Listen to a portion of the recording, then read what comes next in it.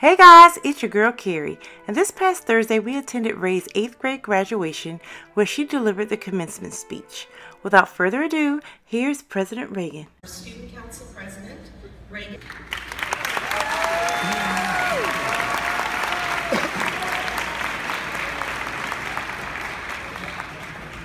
Reagan recently represented all students in the Brookwood cluster at our Gwinnett County Area Board meeting last April, where she addressed Mr. Wilbanks, our CEO and superintendent, and the school board, and all of our cluster, about what it was like to be a student in the Brookwood cluster. And this July, we are very excited. I received a phone call, and Reagan has been invited to speak to all of the new incoming teachers for Gwinnett County. There will be over 2,000 people in attendance in July.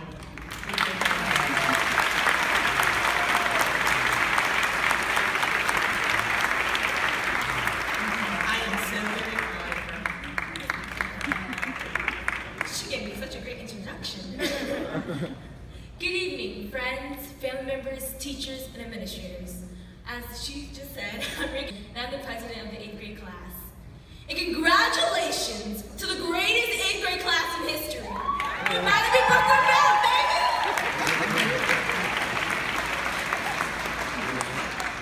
We are a few short moments from never being called middle schoolers or walking the halls of Five Forks again.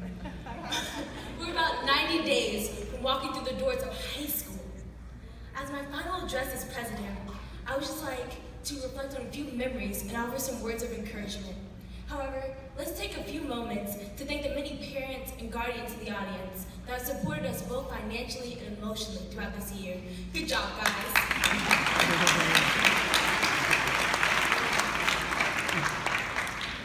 These 3 years went by so quickly.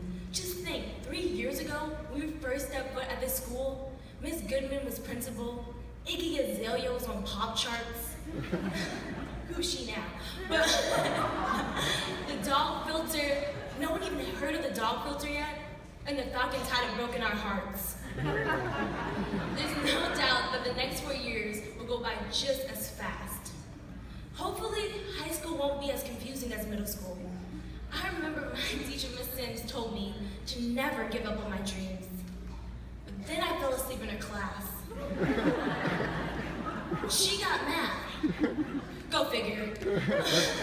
According to the TV shows and movies about high school, is when everyone changes. This could be good and bad. But for those of us who do choose to reinvent themselves, let's commit to being better versions of ourselves. Let's commit to being kinder to our peers. Let's be friendly to one another, even when we don't feel like it, because no one wants to be someone's tape number 13. I was watching a TV show the other day, and it was about bullying, and it really affected me. It was about a young man in West Philadelphia. He was born and raised on the playground. That's where he spent most of his days. Chilling out max, relaxing out cool, shooting some b-ball outside the school, when a couple of guys, they were up to no good, started making trouble in his neighborhood. He got one little fight, and his mom got scared, and he had to move his auntie and uncle all the way in Bel Air. But seriously,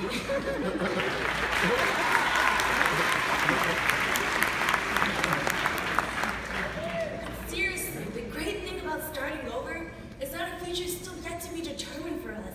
We can still be whatever we want. This reminds me about an anecdote about the little boy and his bat and his ball. As the story goes, a little boy was overheard talking to himself as he strutted across the backyard. He shouted, "I'm the greatest hitter in the world!" As he threw the ball in the air and swung at it, he missed. Strike one. Undaunted, the little boy scooped up and picked that ball up from the ground. He threw it into the air. He swung at it. He missed. Strike two. He paused. He examined his bat and his ball carefully. He spit on his hands and he rubbed them together. He tightened his stance and he straightened his baseball cap. He threw the ball again and he screamed with all his might, "I'm the greatest hitter in the world!" He swung at it and he missed. Strike three. "Wow," he exclaimed, "I'm the greatest pitcher in the world!" Now this story reminds us that it's not about our circumstances. It's all about how we react to them that really matters. pressure increases and challenges become more serious, it's all about how we react to these ever-changing obstacles that will really determine our ultimate success or failure. See, like I said, our future is still yet to be determined. We have the power to change our thoughts, our personal history, our trajectory of our lives, and explore new horizons. This reminds me about what Les Brown once said. He said, if you're not willing to take a risk, then you cannot grow. If you cannot grow, then you cannot become your best. And if you can't become your best, then you cannot be happy. And if you can't be happy, then what else is there? Now, I don't want to speak too long, because I know we're all trying to get to reservations at Red Lobster and Olive Garden. But this is our last time that we're going to be together and not be with Cruz, because we don't like them. So I want to capture this moment with us all. So it wouldn't be 2017 if I didn't turn around right now and took a picture of all of us. So we have to take a selfie.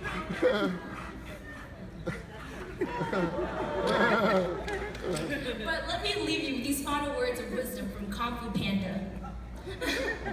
Yesterday is history, tomorrow is a mystery, and that's why today is a gift, that's why they call it the present. Now, remember that no one rises to low expectations. So dream big and prepare. Have a nice night, and go Broncos! Before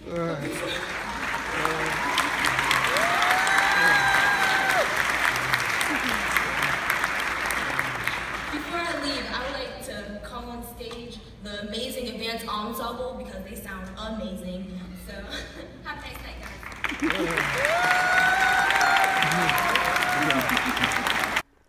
I hope you guys enjoyed this video, and until next time, I'm going to keep calm and carry on. Bye, guys.